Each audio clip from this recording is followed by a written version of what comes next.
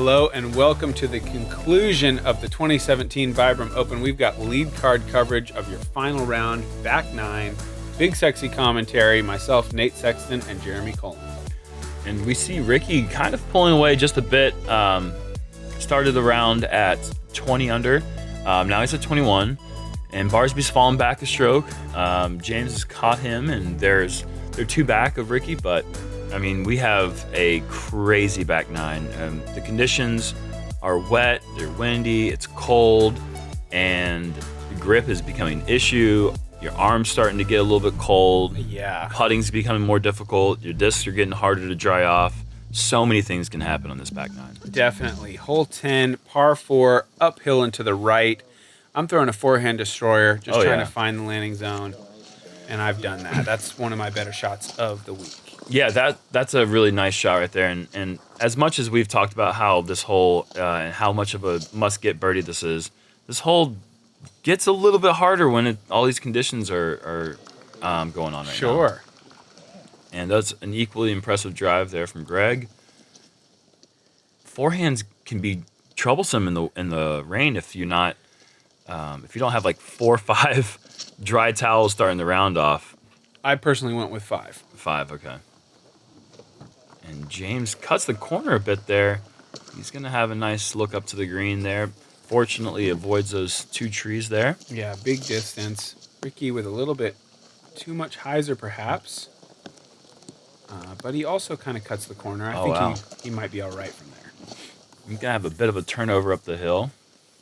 Maybe a little bit closer, but at a worse angle than you and Gregg. Gregg hits a tree and falls just a little bit short of the green. I went back and forth here. I was thinking a couple different shots. It was a little different line. I was trying to throw a little bit of Anheuser. I didn't do it at all. Oh, that is uncharacteristic. And I just threw it straight into like a tree that wasn't even in the way, which was pretty annoying. You still have a look at it, though. Yeah, still have a chance to save the birdie. And Ricky's sidearm did not look like he put that much behind it. Mm-mm. That just shows how much power he has. I mean, he could jump putt that approach from that drive. That's nice. Kind of insane to me to really think about that. James puts it 6 inches away from the elevated basket.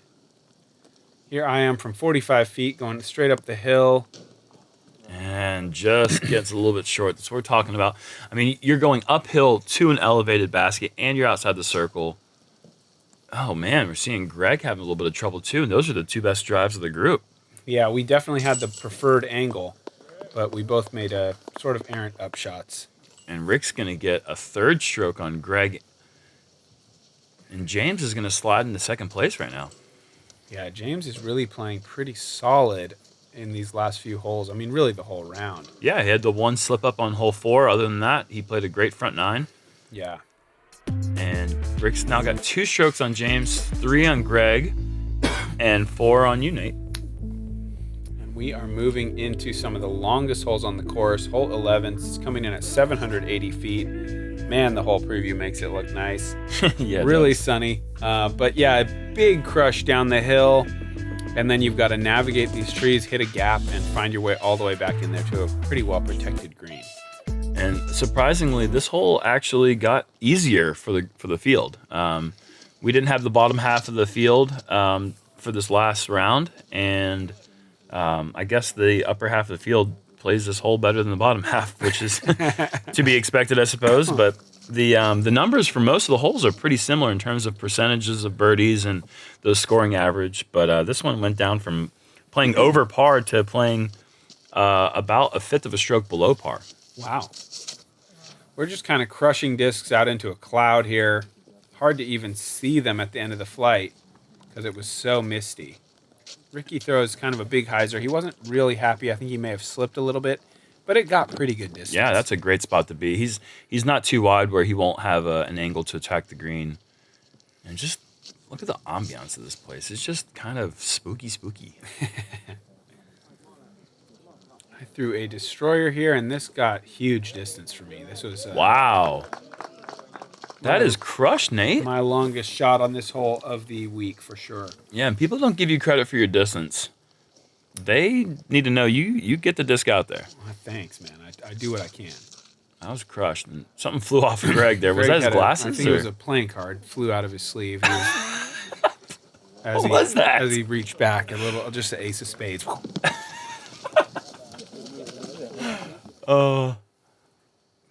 For warmth. Yeah. Greg with a low, straight shot, getting through everything. Wow. Yeah. I did not realize that was the gap that hit. That really got through nicely. Yeah, there's really not much angle for him to go out the center gap from where he was, so he kind of had to play his cards through the inside gap there. James hits the tree. He's got about 70 feet to go. We're just going to go with the forehand harp line here down the Anheuser straight gap, and he has caught a tree there to keep him maybe 55 feet short.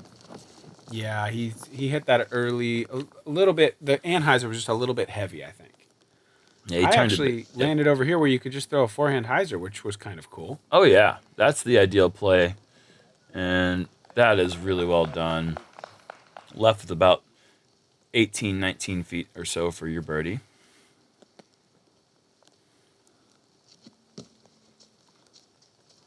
And James, surprisingly, does not draw metal. Yeah, it is almost surprising at this point.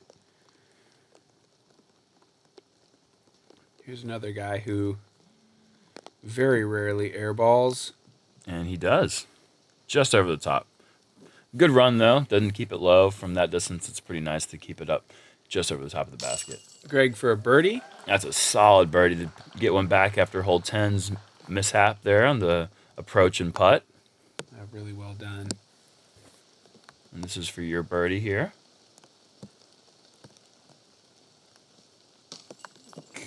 Oh, Nate. I was so frustrated with that putt. Oh, Nate. Just kind of hooked on my finger, did not get my wrist involved. And when your wrist is not involved, you don't make a lot of putts.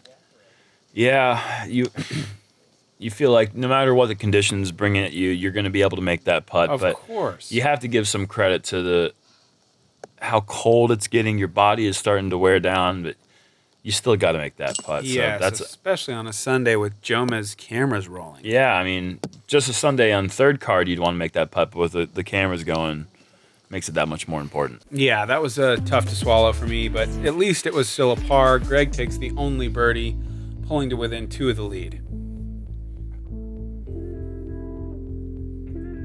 Hole 12, par 4, 650 feet. It starts out going uphill and then finishes downhill through a tunnel of trees. Really tough to drive it far enough to where the approach feels easy. And this is where the stats get difficult for me because we had such a beautiful consistency the first 3 rounds. 4.098, 4.098, 4.099 through the first 3 rounds. This hole decided to get easier the last round, and it screwed up the whole consistency award. But now it's 3.986. Okay. So about the exact same, but I mean, I was really hoping that it would be the same. It's tough when you cut out half the field. The numbers are going to get twisted around a little bit. James goes with the aggressive Anheuser off the tee, a little bit too low to really get the distance he was looking for. Look at this place. You just never get to see Maple Hill in these conditions like this. This is just really interesting seeing all this fog and mist in the air. It's just, fall has come a bit early. Fall is coming, for sure.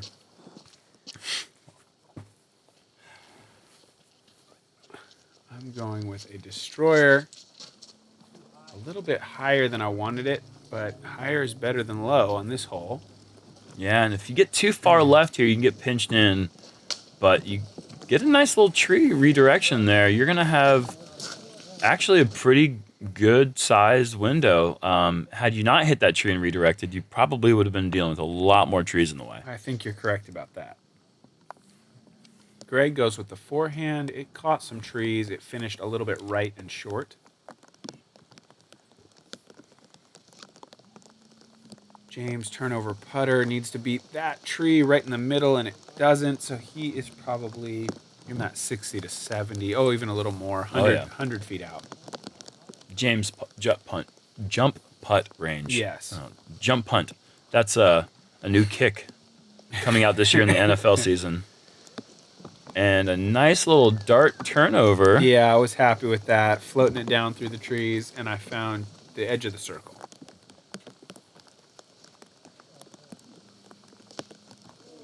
And Ricky's going to have to squeeze through some trees, which he has not done so, but he is incredibly fast. I mean, as soon as his disc hit the ground, he was there jump putting. Yeah. That's pretty quick. Yeah, he makes it tough on the video guys. And they were there to capture the whole thing, which is hats off to them. When he's playing Raincoat Ricky mode, it's hard to keep up. Gregg with a birdie look. Kind of. Yeah, ish. And here's a real birdie look. Here's a real live birdie look. And that's just the same. The low putt blues, 10, 11, 12. Yes, man. That was so frustrating. And I'm starting to kind of feel the tournament slipping away from me a little bit. I felt like 10, 11, 12, I should have just carded 3 birdies, and I ended up with 3 pars. Yep. And 3 strokes would have gone quite a long way for me. So certainly not over. I'm not ready to give up, but not happy with how I finished those last couple holes. Yeah, it's tough to do all the work to get there and come up just a bit short. But you're not losing a stroke to anyone. So True. That's the silver lining there. Hole 13, 405-foot par 3, straight downhill. You really just have to keep the disc flying very, very straight and then take a good little tree hit or hit a little bit short and slide it into that ditch near the basket. And this basket's already kind of hard to see in these conditions, these nice conditions. Wait to see what we're looking at from the top of the hill. Yeah, it was windy up here too. The rain was kind of starting to come down a little harder. It's going a little sideways. Discs are bouncing around like crazy. Yeah, you guys actually had a bit kinder conditions visually than we did. When we came through here, it was just a big white cloud that we were throwing into, so we couldn't even see the basket at all. It was really interesting. I've never seen anything like that before in this hole. When we were on 11, that was like kind of the peak of the cloudiness, but then the rain and the wind picked up and kind of blew that out of there. And we're seeing the condensation on the cameras now. It's just getting brutal. Check this out. And Ricky was a little low and early. He'll have to lay up from there. I mean, there's a pretty strong canopy above the green. You can see it's still soaked. I mean, it's coming down pretty heavy. Yeah. And is this a Sexton Firebird? Yeah, Firebird. And look at this shot. And you're going to be putting it. You catch one of the... Oh, look at this. Good little reaction there. That was pretty cool. You're just outside the circle. Yep. It's a quality bonus drive, I'd say, in these conditions. And I agree. And James needs to not roll down too far. He's going to be about 28 feet away or so for his par putt. Ricky, hurry up and putt. Takes a great little bounce off the bridge. Look at that. Right to the green. I'm going to call 2-time on that.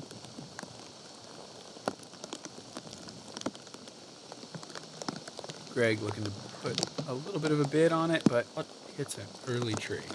He'll be okay from there, though. Yeah, it's not that far away. And this is a kind of a must-make birdie here after these last 3 putts have come up short. And you get your arm up that time. I was ready for a fist pump there. I was talking to my caddy, like, how many putts can I wimp? I need to get going right now. Solid comeback putt there.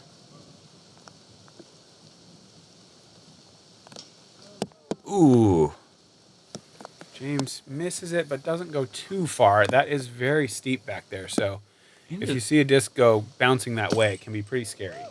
A slightly awkward stance there. He had to have one of his feet up there on the hillside, elevated behind. Hard to get your legs into the putt. Yeah, that was a bit unfortunate of a lie there for James, and gets that putt over the rim, and he's going to have to settle for a bogey. Ricky makes a par. I was really surprised to see that there were just as many birdies in round 4 as there was in round 2 with a full field. Interesting.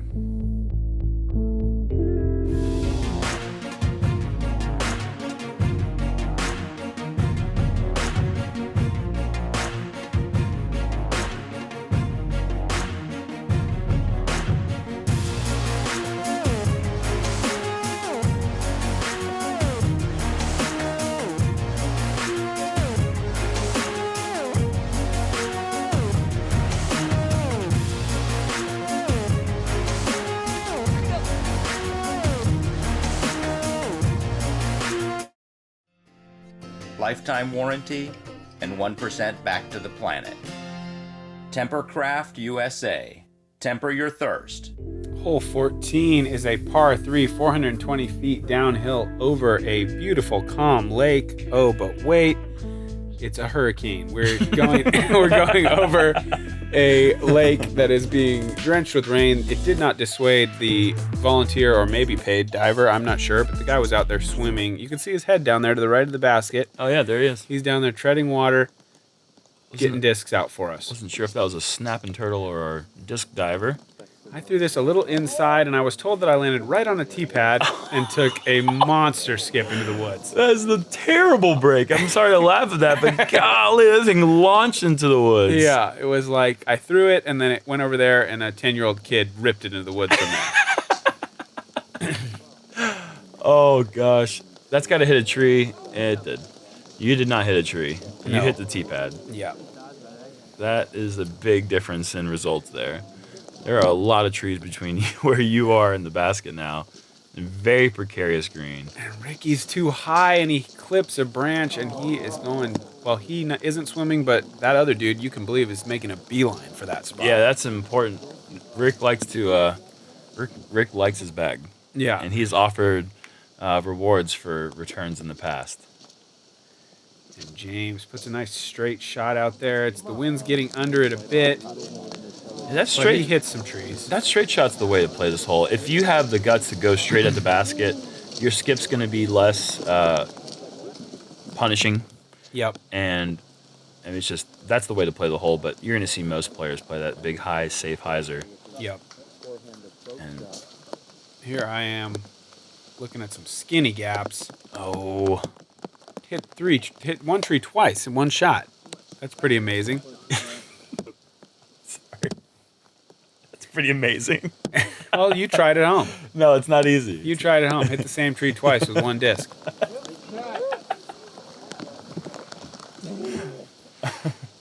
And James from a much easier lie than what Nate had for his approach, and he's going to have a pretty easy par.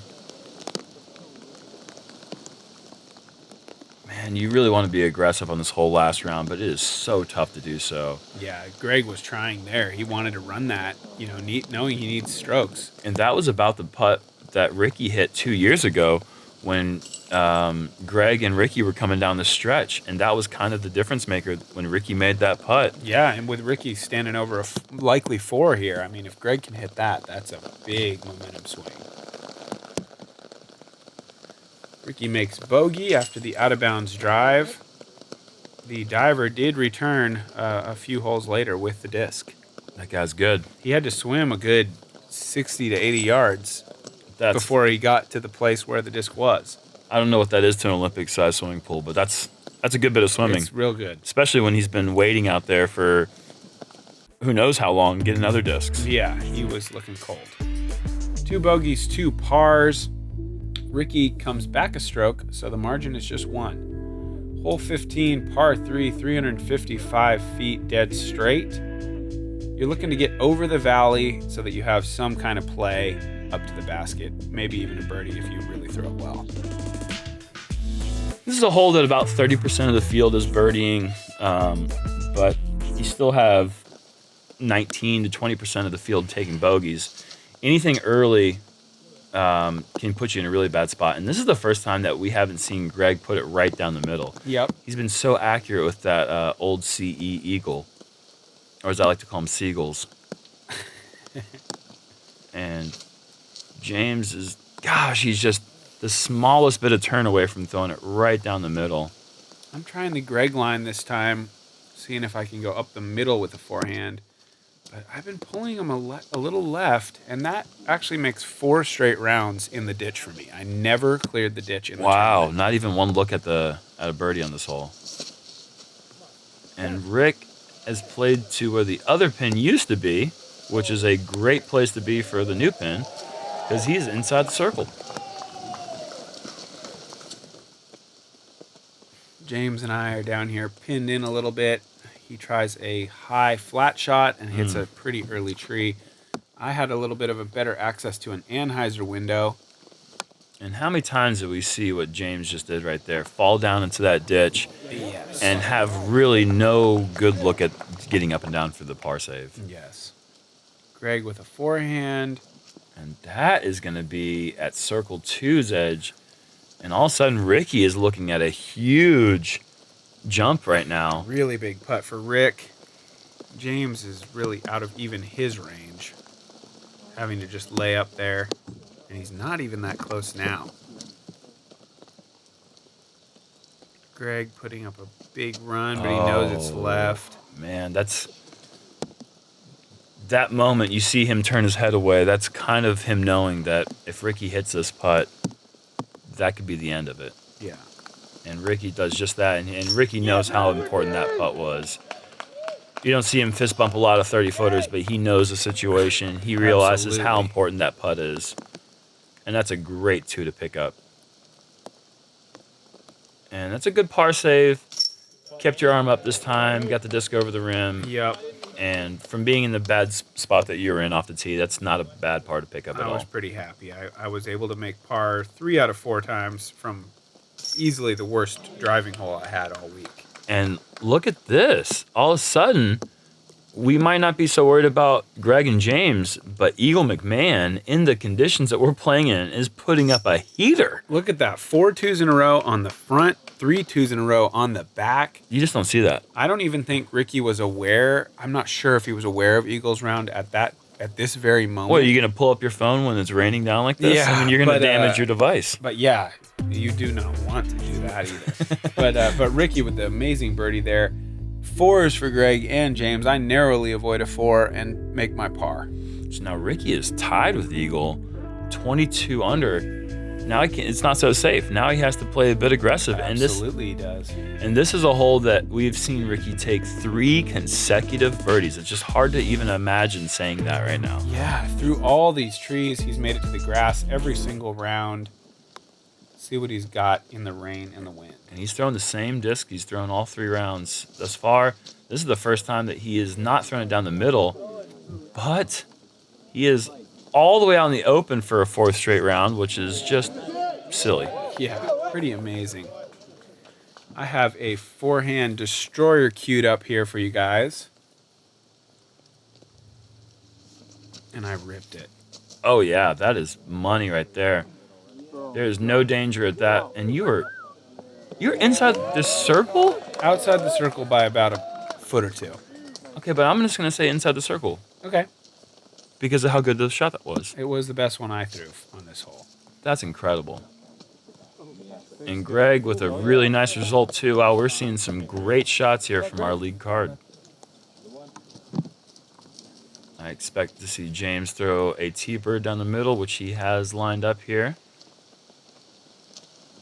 And T-bird down the middle is what he's going with. And he has fought through the first set, and he is into a safe spot where he's going to have an aggressive run from about 80, 90 feet. Yeah, all 4 players all the way down to the flat ground. Pretty rare thing on this hole.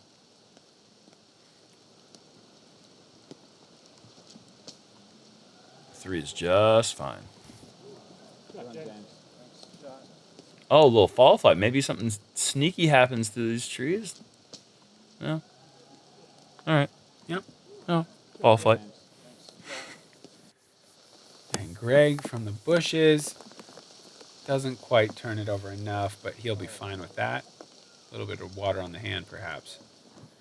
Ricky with a dagger in his hand.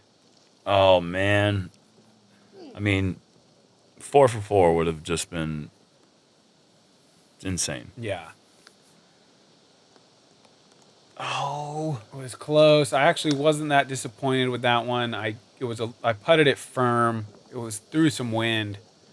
Obviously wanted to get it a little higher, but I'm not really sweating a 3 on this hole. Something strange about the dynamic of putting on this basket. You have 18 holes out here in the woods, essentially, and this is the only hole where you're out in the open putting. Something about putting out in the open just feels different to me than putting in the woods. Yeah, well, it's windier usually. It's windier, and also just you don't have the comfort of the trees that kind of Frame it up. Yeah, and so it's it makes putting more difficult for me personally. So all right. Hole 17, par 4, 650, uphill and to the right. One of our easier par fours, you just have to get a drive to move slightly right, clear all the trees, and then you have a pretty short upshot to this green, though there is a bit of a drop off behind the basket. And this is just about as much of a must-get as you have, especially with what's going on with Eagle. And also Paul McBeth is making a big run, as you expect Paul to do. Yeah. And, when we have 48% of the field birdieing this hole, you have to put yourself in position here. This was a late decision for me going to the forehand. I haven't been using it, but just the conditions made me feel like throwing a backhand with all the wet and wind and everything. It just seemed like this was going to be a more likely play to find the landing zone. And I'll tell you, that's a crush to get a forehand over those trees into the open. That's a great shot to be. And if you could do that 4 times in a row, I think you'd take it 4 times out of 4. Yeah. You can't quite get this kind of distance. Like, Gregg has really put himself in a very, very easy spot. But the forehand is a pretty good play if you've got some decent power with it. Speaking of some decent power. And James, for the second time in a row, we've seen him turn over that destroyer probably more than he'd like. Yeah, And almost certainly more than he'd like. And he's going to have some sort of tricky line through the woods. I think we saw a tomahawk or some sort of overhand shot yesterday. See what he has to come up with today. And that's a bit shorter of an approach than you'd like. You're going to be about 33, 35 feet away. Yeah, the angle was a little bit tricky to get around that corner. Ricky just jump putting up here for the easy birdie. Very nicely done, just 10 feet. That's going to put Ricky at 23 under. That's an important stroke to have. We're going to see a flick roller today. Oh, we don't get to see it roll. The limb gets in the way. He's going to have a jump putt approach for his par.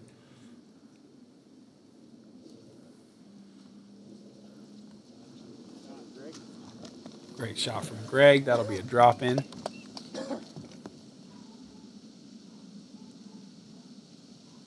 And James probably smartly lays that up.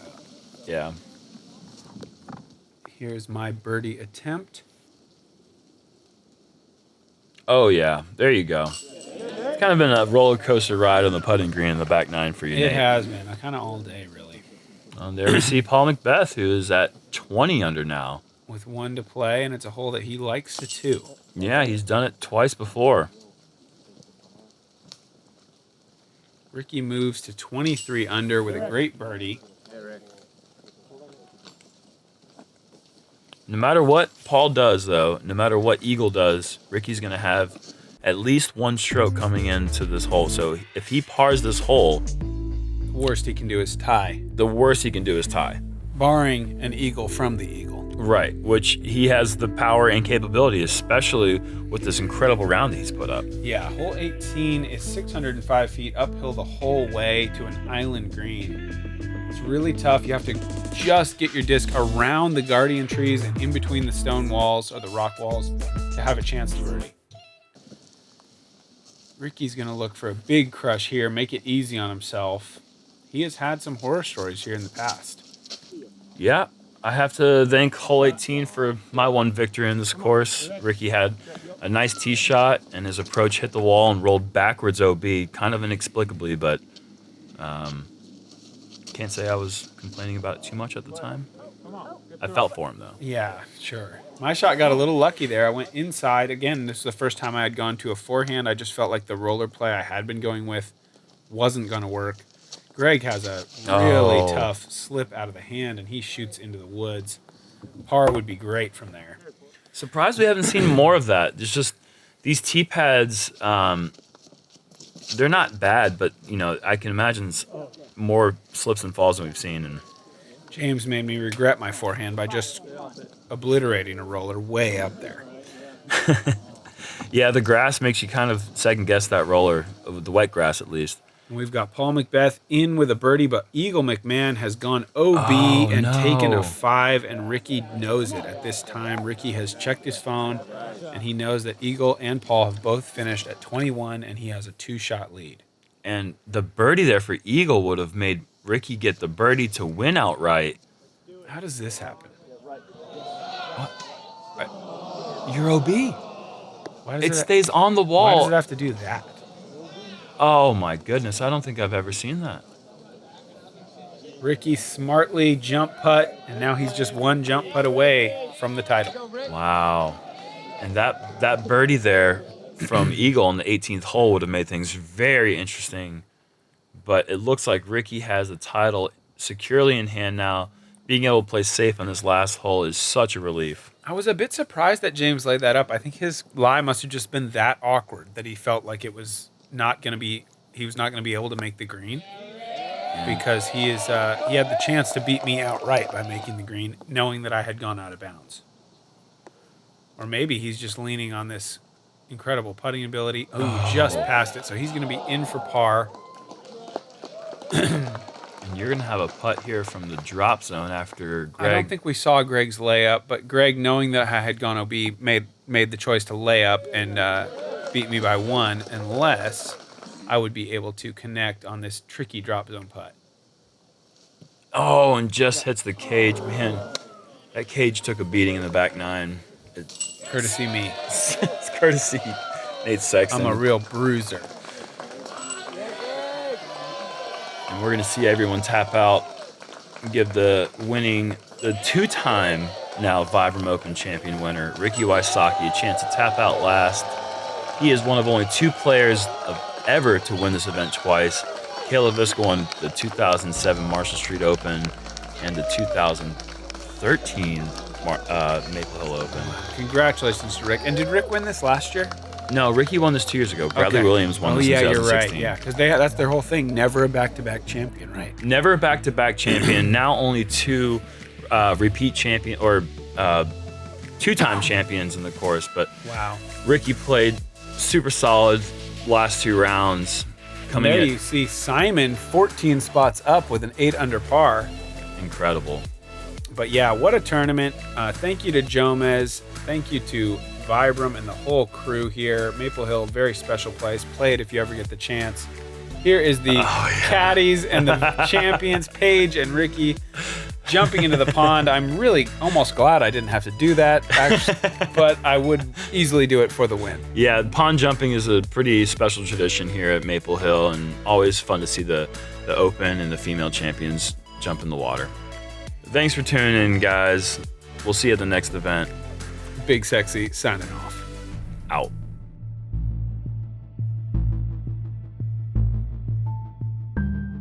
Hey guys, BigSexy commentary team with you. Jeremy Koling, joined by my buddy Nate Sexton. If you want a chance to win these sweet discs, leave a comment under this video.